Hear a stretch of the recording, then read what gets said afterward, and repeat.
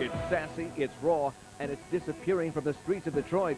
Someone doesn't want you to see what's in the pages of this men's magazine. Also tonight, the story of a high school hero, the moves that saved a teenage girl's life. And pizza celebrates 100 years.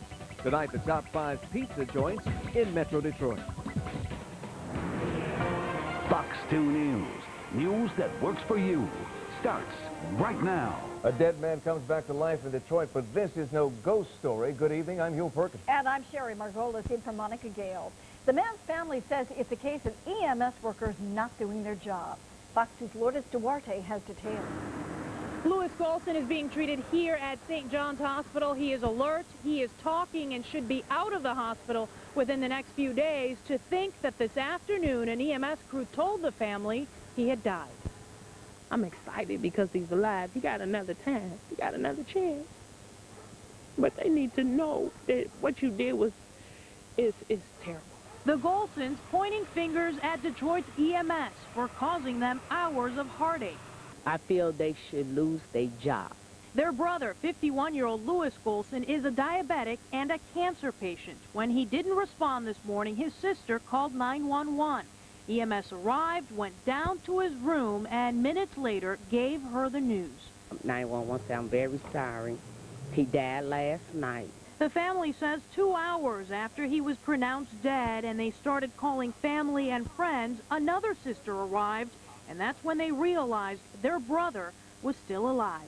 And then his eyes blinked again, and then he started to moan. He was like, you know, like that. And so he kept on, and I just kept calling his name and kept calling his name. And then the police came in, they shined the lights on. He wasn't dead, but the ambulance had pronounced him dead. This is a picture of Louis Golson in the hospital today. He survived, and according to the family, as a diabetic, he simply suffered a sugar attack. This should teach them to be a little bit more careful with the value of a human's life. And a Fox 2 source telling me tonight that according to EMS reports, that crew pronounced him dead at 12:40 this afternoon. An hour later, and not 2 hours later, like the family is claiming, they were called back and rushed him to the hospital. As you can imagine tonight, the investigation is ongoing. In Detroit's East Side, Lourdes Duarte, Fox 2 News. Right now, Hurricane Wilma has dropped down to a Category 4 storm. Wilma has already killed at least 12 people in the Caribbean. Tourists have been told to leave the Florida Keys, and residents are hard at work protecting their homes. We came down Sunday night, said, well, let's start taking these shutters down. So we took them down and started cleaning the yard up. And then we got the news, so we started putting it back up. Wilma comes less than a month after Hurricane Stan left more than 1,500 people dead or missing in Central America and Mexico. She's big, she's bad, and she's ugly. Rich Ludeman has been tracking Wilma all day. He's here now with the latest on this monster storm. Rich?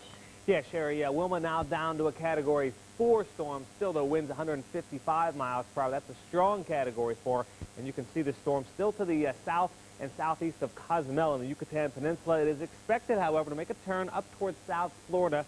It's now looking like Sunday is going to be the day where Wilma makes landfall somewhere in South Florida. We have a frost advisory in effect for our neck of the woods for the rest of the overnight hours. A lot of you will be down in the lower 30s come sunrise, and here are the current numbers right now. 34 as we speak for Huron, 39 Huel, 41 down in Ypsilanti. So our forecast for the rest of tonight calls for areas of frost with clear skies. It's going to be a cold one tomorrow morning. Bundle the kids up with a low of 36 in the city, colder in the suburbs. We'll check the full 5-day forecast ahead in 15 minutes. Over to you.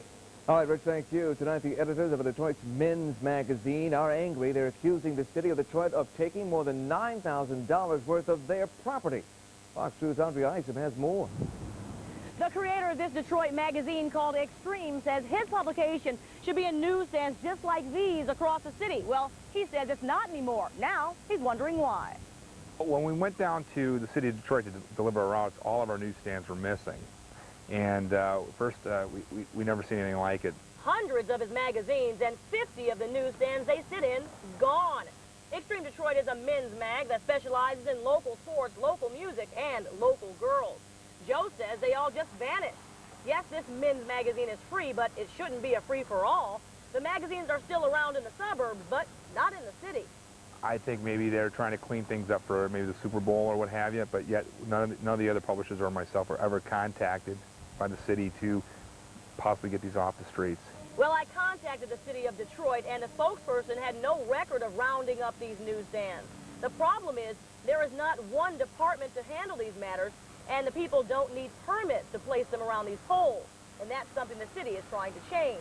In the meantime, what do you say to anybody out there that has them? Can I get them back, please? Can I get my boxes back, please?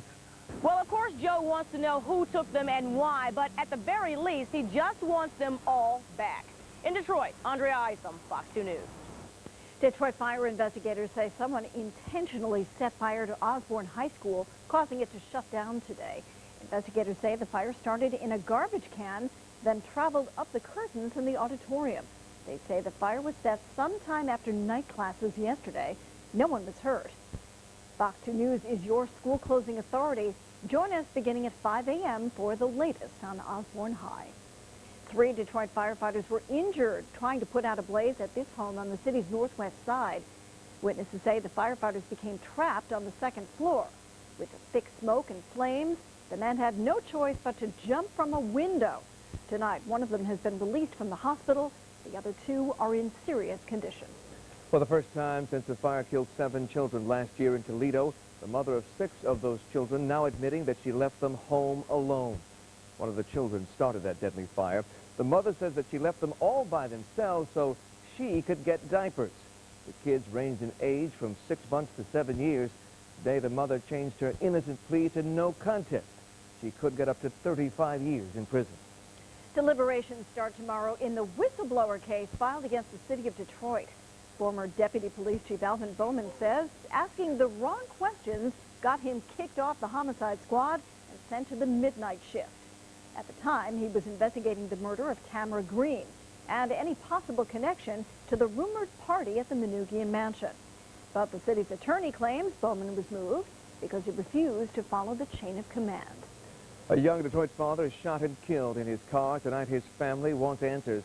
31-year-old Damon Hayes was found dead in his car on Plainview Street. His mother says Hayes got a call late Thursday night and left to meet someone. That was the last time she saw her son alive. Now she wants to make sure that her son's killer is caught. And if he killed my son, he'll kill somebody else. Could be somebody else's brother or uncle, or nobody has built from this. Hayes leaves behind a 6-year-old son. If you know anything about the case, please call Detroit Police. Fox 2 News just getting started. Saddam Hussein's trial gets underway, and he is not happy about it. Details next on his first day in court. A local student springs into action to save a classmate's life. We'll show you how he did it straight ahead. Fox 2 News Morning works for me. Fox 2 News Morning. Ellen, he's my favorite. And Fancy Singer. Oh, I love Cam. Ben Bailey. Jackie Page. I just love it. Thursday, we're going to work to get you dressed for this weekend's Detroit Marathon. Plus, it's a celebration you can really chew on.